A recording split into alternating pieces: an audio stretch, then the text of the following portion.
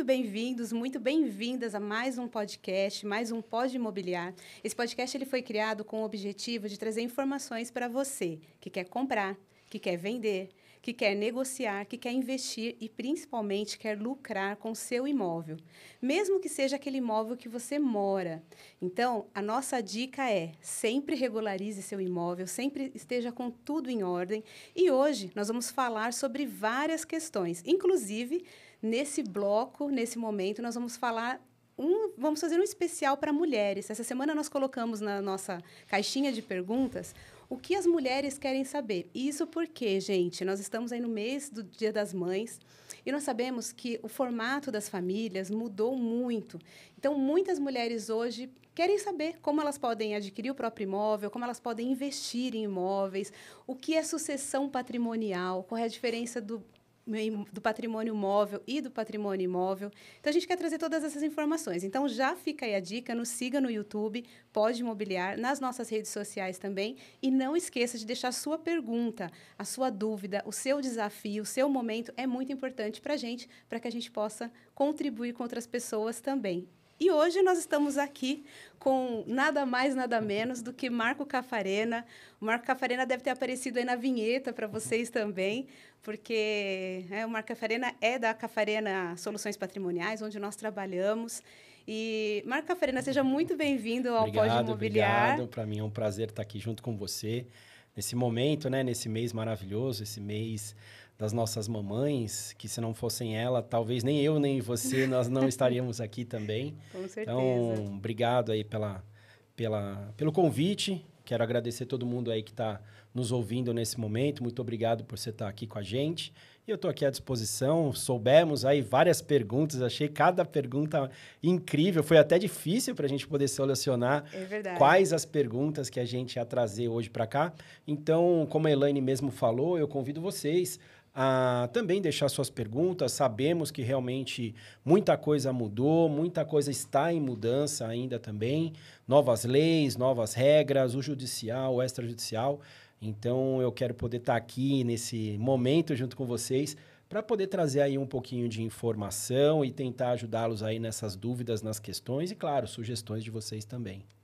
Marco, aproveita e se apresenta brevemente para o pessoal. Eu acredito que é bastante importante você contar um pouquinho da sua trajetória, o porquê dos imóveis, né? Por que trabalhar com imóveis, o que a gente faz em relação aos imóveis. Então, a palavra é tua. Bom, prazer, né? Para quem não me conhece, Marco Caffarena, eu vou fazer 51 anos agora nesse ano, né, de 2025. Eu posso falar de verdade, Elaine, que eu nasci dentro de um cartório. O pessoal fala, não, eu nasci numa repartição, nasci... Não, mas eu nasci de verdade, né? Porque, não que eu nasci né? Mas já estava na barriga da minha mãe, né? Explica para o pessoal. Eu nasci no hospital, né? Mas minha mãe já era uma escrevente de um cartório, então... quando minha mãe estava grávida, ela já estava no cartório. Então, eu comecei realmente a minha atuação dentro do cartório com 12 para 13 anos. Depois, com 16, me emancipei. Pude prestar provas para escrevente, ou seja, estaria fazendo... Hoje eu estou com 50, menos 15, estaríamos falando aí de quase 35 anos dentro da área notarial, dentro da área registral, dentro de cartórios. E me apaixonei por isso, trabalhei sempre com isso. Pude fazer parte também de um trabalho junto a uma construtora e uma incorporadora. Foram quase 10 anos também na área de incorporação imobiliária.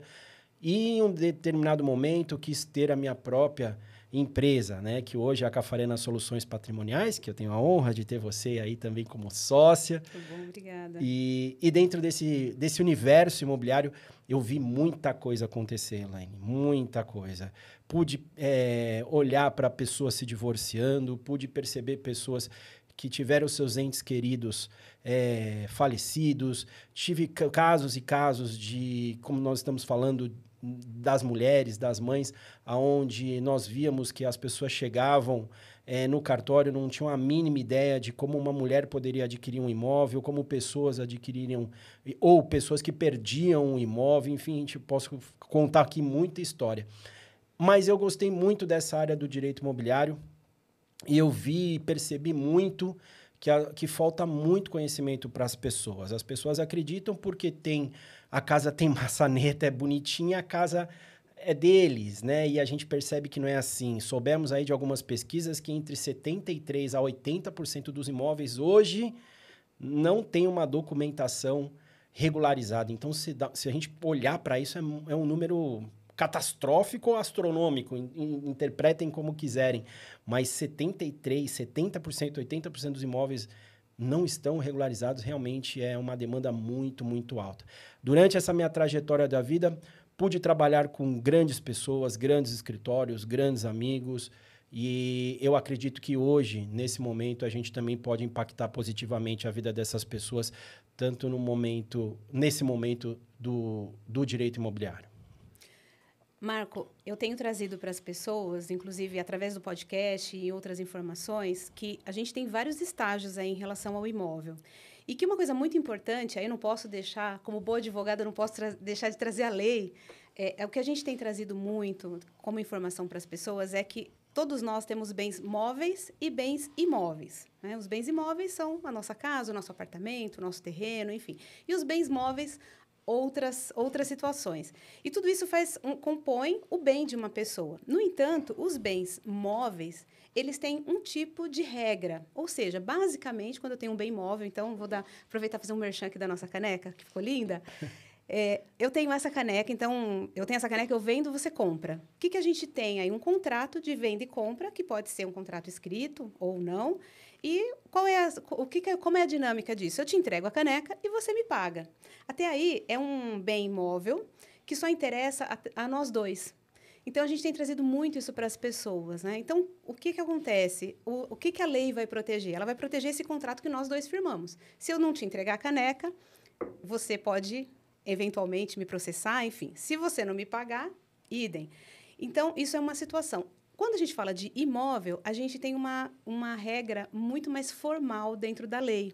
Por quê? Porque o imóvel ele interessa não só aquelas duas partes que estão negociando, então eu tenho um imóvel para vender e você quer comprar, não interessa só a nós dois, interessa uma série de pessoas. Ao cônjuge, aos herdeiros, aos terceiros, né? Então, tem uma série de coisas. Então, a gente tem falado muito sobre isso e o nosso podcast também é muito sobre isso. E você tem aí toda uma trajetória de cartório, como bem disse, nasceu dentro de cartório.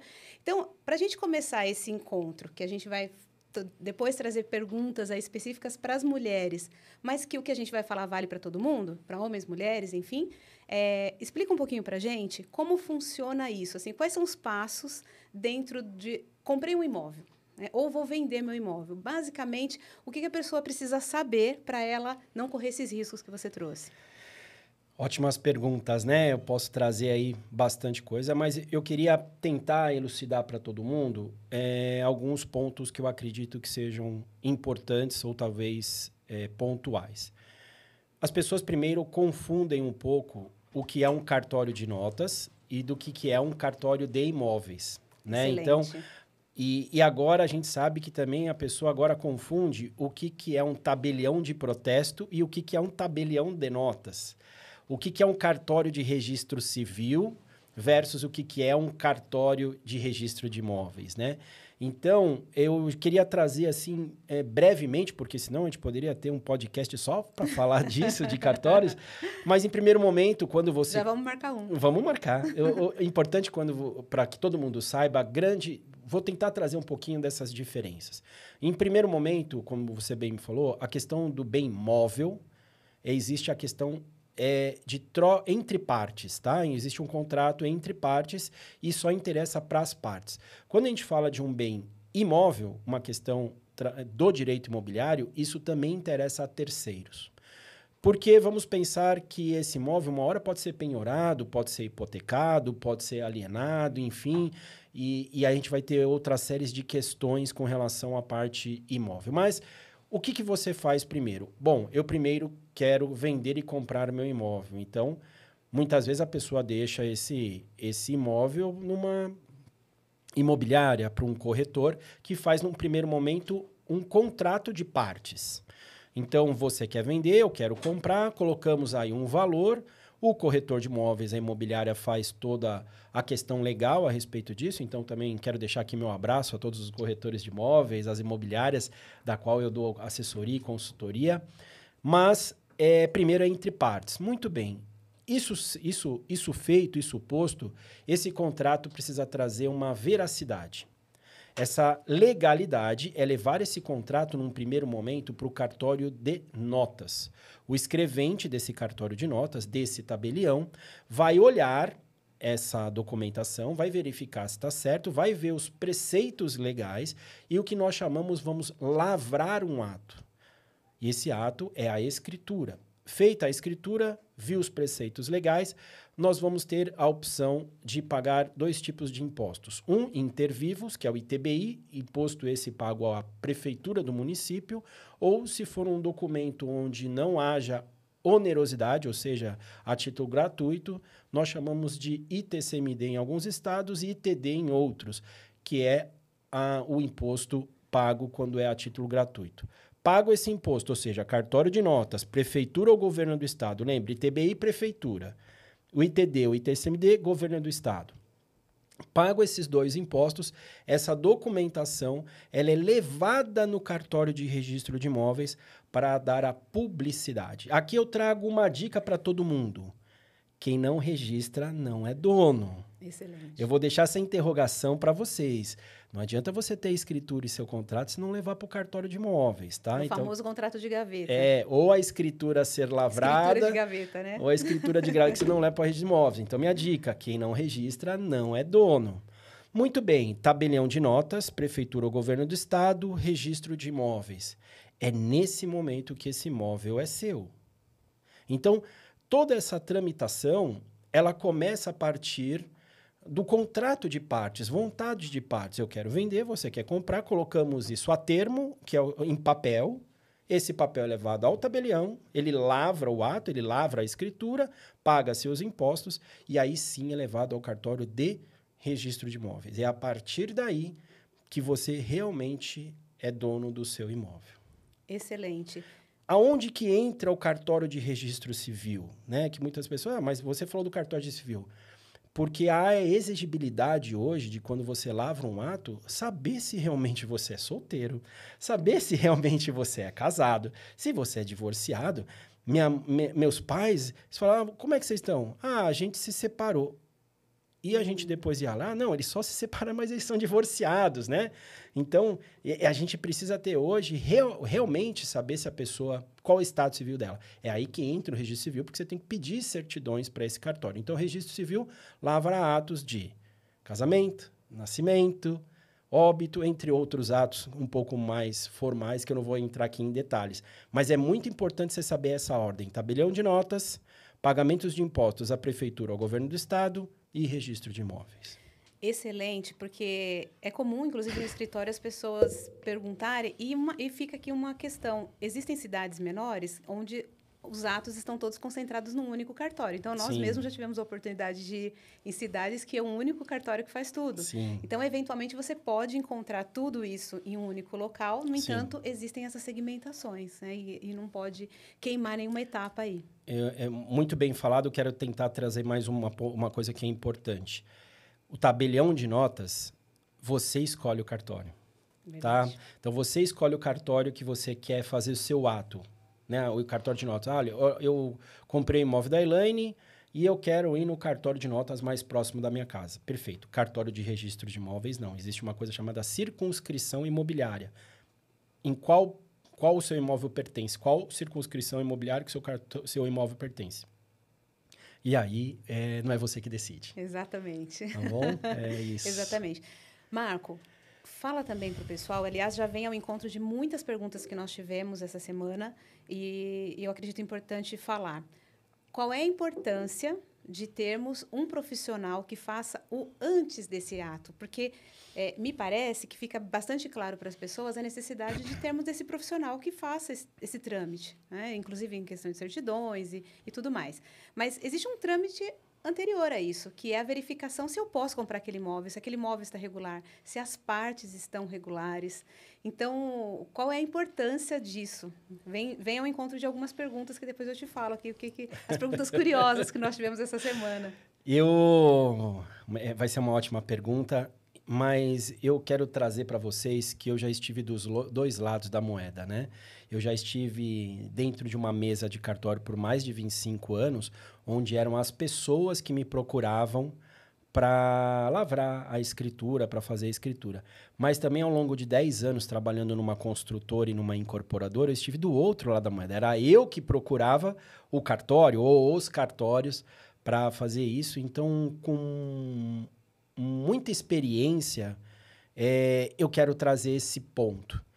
Muitas vezes, dentro do cartório, as pessoas iam completamente despreparadas no sentido de documentação imobiliária.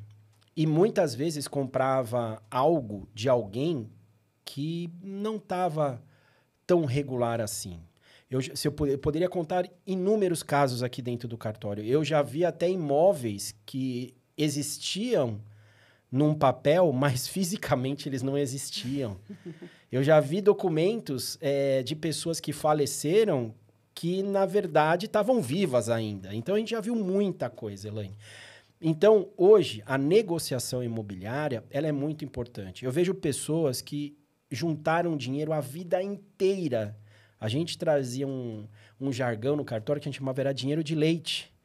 Porque quantas pessoas passaram anos das vidas guardando esse dinheiro para comprar um imóvel, para saber que depois esse imóvel podia estar penhorado, podia estar hipotecado, podia estar com algum tipo de problema. E eu quero trazer isso para as pessoas. Foi um dos meus motivos quando eu abri a Cafarena Limitada, exatamente por causa disso. Eu vi a necessidade hoje das pessoas de terem, sim, uma assessoria jurídica, uma assessoria extrajudicial na documentação antes de estar fazendo uma negociação. Porque aí eles vão ter, sim, a certeza do que eles estão fazendo. Então, se a gente traz isso hoje muito para a prática, poxa, eu guardei dinheiro minha vida inteira, aí eu vou para comprar um imóvel e, de repente, ele é pego de surpresa, pagou, fez tudo e viu que o imóvel estava completamente irregular. O que era, de repente, uma expectativa maravilhosa, teve uma decepção imensurável.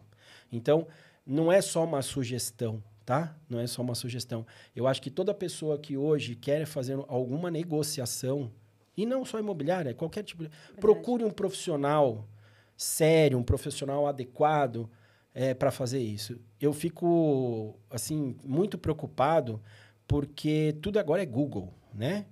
Tudo é Google. A pessoa compra o imóvel dela agora pelo Google. Todos nós somos especialistas em tudo.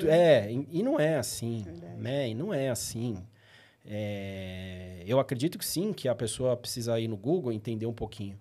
Mas tem decisões, tem documentações, tem situações que é necessário você procurar um profissional sério, tá? Um profissional ético, sério, para que você possa cuidar disso que você um dia vai chamar de patrimônio. Eu aproveito para contar uma situação que nós tivemos no escritório, que eu acredito que é importante para que as pessoas tenham consciência dessa necessidade de ter um profissional para fazer essa verificação. Sim. Nós tivemos uma situação que, ao tirar as certidões cíveis, certidões que são obrigatórias, inclusive, nesse momento de venda e compra, algumas obrigatórias em cartório, inclusive, e nós fizemos esse levantamento, eu acredito que você lembre, e existia um inventário no nome daquela pessoa, do vendedor. E eu mesma estava fazendo esse trabalho e me desesperei. Falei, não é possível. Eu digitei o número errado. Enfim, fui fazer toda a verificação. Sim. Entrei no processo e, de fato, os dados eram daquela pessoa. Então, sim, era o nosso cliente, uma imobiliária que nos contratou para fazer esse trabalho. E que bom quando um profissional, inclusive, tem essa responsabilidade. Porque, como a gente costuma brincar, o corretor de imóveis não é alguém só para mostrar o imóvel bonitinho. Ele tem uma responsabilidade por trás desse trabalho. Com certeza. E muitos deles nos procuram exatamente para fazer essa parte jurídica. E aí tivemos essa surpresa. E eu trouxe para esse nosso cliente. Eu falei, olha, ou essa pessoa já faleceu e você está falando com holograma, ainda brinquei com ele. Claro, era um cliente nosso, a gente teve essa liberdade para fazer essa brincadeira. Sim. Ou existe uma situação de estelionato aqui, que talvez até estejam usando o nome dele, mas precisa regularizar essa situação. E ele ainda, talvez sem entender, me falou, mas como que a gente faz para continuar o negócio? Eu falei, a gente não tem como continuar o negócio, até pela sua responsabilidade diante do comprador. Sim. Agora, imaginem vocês se essas duas partes estivessem fazendo sem auxílio de um profissional sério, inclusive, nesse caso, a imobiliária séria que nos contratou, sem um trabalho sério da nossa parte, e concretizassem essa negociação e esse imóvel estivesse até num inventário ou numa situação de estelionato ou qualquer coisa que o seja. Muita coisa, né? A gente poderia, como eu falei, a gente pode um dia... podcast de casos. A gente ficaria aqui um dia também no podcast só de contar os casos que a gente já teve no escritório. Mas falou muito bem, Elaine. Eu acho que é isso mesmo, né? Eu, por exemplo, eu posso construir minha própria casa, colocar tijolo para tijolo? Pode. Mas não é melhor você contratar um engenheiro civil, né? Para poder fazer isso para você, um arquiteto, para você ter a certeza que realmente isso daí não vai desmoronar? Então, é mais ou menos isso, né? Com certeza. A gente Que tem os traz- profissionais, a gente tem os Sim, profissionais de engenharia sim, e de arquitetura no sim. escritório, a gente sabe o valor deles, né? Com certeza, com certeza. Mas Muito- sim, eu acho que esse momento é muito importante. Eu vou querer frisar isso, ainda bem que a gente está no podcast, de que você vai comprar um imóvel, procure um profissional. Vai vender um imóvel, procure um profissional. Não deixa a bomba estourar, né? A gente sempre se preocupa muito em falar, não deixa a bomba estourar para você procurar um abrigo. Primeiro tem um abrigo, porque a hora que estourar você está mais tranquilo com isso. Então, não deixa para a última hora para você verificar se seu imóvel hoje está regular ou não está regular. E eu aproveito para trazer uma mensagem que a gente também tem insistido muito com as pessoas. Quando você vai comprar ou vai vender, você precisa colocar mais uma situação no orçamento, que é muito importante. Porque a gente se preocupa em comprar o imóvel dos sonhos, a gente se preocupa em reformar esse imóvel, deixar essa casa bonita, esse apartamento bonito, e a gente esquece de uma parte que é mais importante ainda do que a gente está que é o que a gente está trazendo, a documentação. Então, muita gente faz todo esse processo. Nós tivemos uma situação, não vou contar todos os casos aqui para vocês, que senão a gente poderia ficar aqui o dia todo, mas nós tivemos uma situação agora muito, muito próxima nessa semana, que a pessoa, claro, ela já estava com os recursos muito justos, ela recebeu as chaves, ela precisava pagar as chaves, o que é muito comum quando se recebe apartamento em planta. Sim. E deixou a documentação para depois. Por quê? Na confiança de que estava comprando, inclusive, de uma empresa muito idônea no mercado. E a empresa, de fato, é idônea. Mas, pessoal, coisas acontecem no meio do caminho. A empresa que hoje tem responsabilidade, que é idônea, coisas acontecem conosco também, com pessoas físicas, né, como pessoa física. Então, agora, essa empresa também está ali com um certo desafio judiciário e agora o nosso cliente desesperado, como é que ele resolve a documentação. Então, fica a nossa dica também. Coloque isso no orçamento, porque vai ser o melhor dinheiro, vai ser o melhor investimento que você pode fazer, Boa, com certeza. É isso aí. Vamos às perguntas? Vamos às perguntas. Eu quero enfatizar que nós estamos batendo esse papo que vale para todo mundo que quer comprar, vender, investir em imóveis, enfim, para quem quer cuidar também do seu patrimônio. Mas as nossas perguntas são muito voltadas a mulheres. Colocamos ali as caixinhas essa semana, falando que faríamos um especial para as mulheres pelo Dia das Mães. E tivemos algumas perguntas que eu acredito que são bem interessantes. Então, vamos lá que eu vou te perguntar.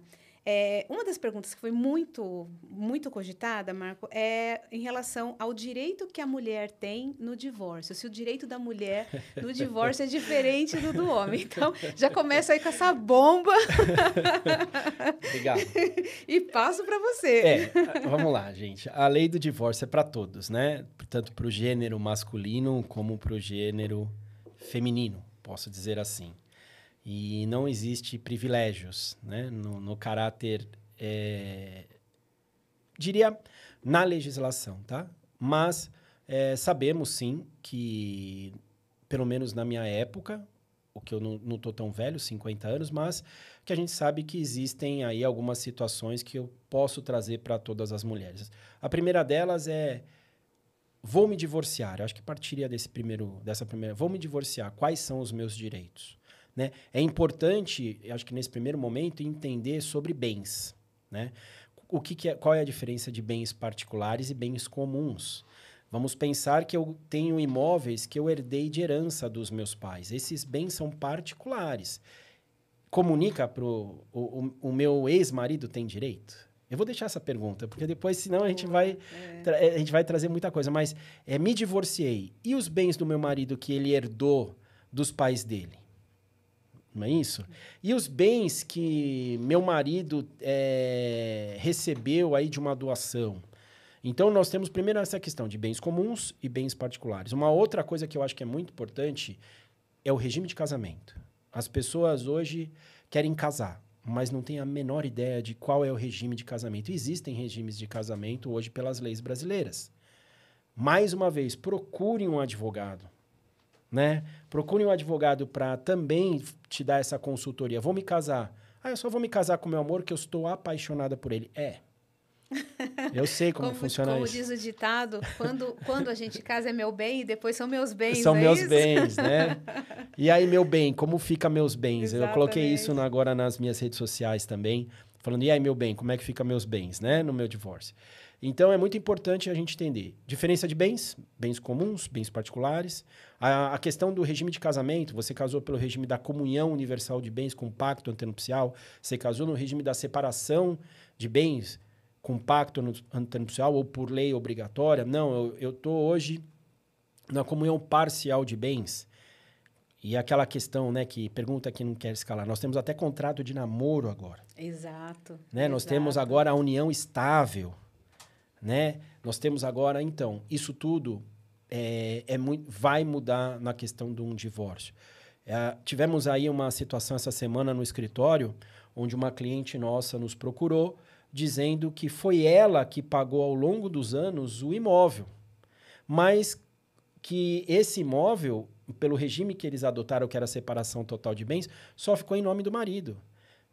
E ela falou, mas se eu que paguei? Eu falei, pois é, então vai ter que entrar em juízo e você vai ter que provar que foi você que participou, que você que pagou, etc. Então, entenda muito bem sobre essa questão, né? E depois, se tem filhos no divórcio, como é que fica? E a pensão, e os bens?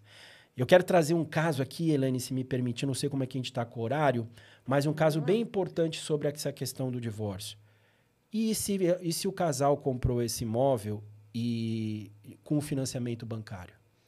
Ótimo, como é que porque fica? É uma das perguntas que a gente tem aqui. Como é que fica no divórcio? Como é que fica no divórcio financiamento bancário? Se compraram, né? Quando você faz um financiamento bancário, Elaine, a primeira coisa que o banco pede é saber se você tem renda para pagar. E para compor essa renda, você também tem que pegar a renda do seu marido. Aqui, por exemplo, você entrou com 50% e ele também entrou com 50%. E no divórcio? Como é que faz? Como é que faz? O imóvel é do banco. Você ainda não é dono enquanto você não terminar de pagar. Exato. Ele precisa ser comunicado. E nessa comunicação, você vai precisar fazer uma recomposição desse financiamento. E o banco também tem que falar, não, se esse imóvel ficar só para você, esse imóvel vai ficar para os dois no divórcio. Como é que vai ficar isso? Então, você vê que muita coisa se envolve nisso. Eu vejo muitas pessoas hoje que se divorciaram e têm imóveis financiados ainda. Né? Muitas vezes esse imóvel fica com quem fica com a guarda dos filhos, talvez, mas muda o contrato? Esse imóvel vai ficar só para um, para outro? São muitos pontos a serem analisados e não dá para você, uma pessoa, não digo para todas as pessoas, mas para uma pessoa que talvez não é do mundo jurídico, acreditar que vai fazer isso tudo sozinho. Mais uma vez, a gente bate muito nessa tecla. Procure um profissional adequado. Procure um advogado seu de confiança. Procure nós, do nosso escritório, claro, com certeza, estamos fazendo esse podcast também para poder te trazer a importância do nosso trabalho aqui também, de forma ética e clara.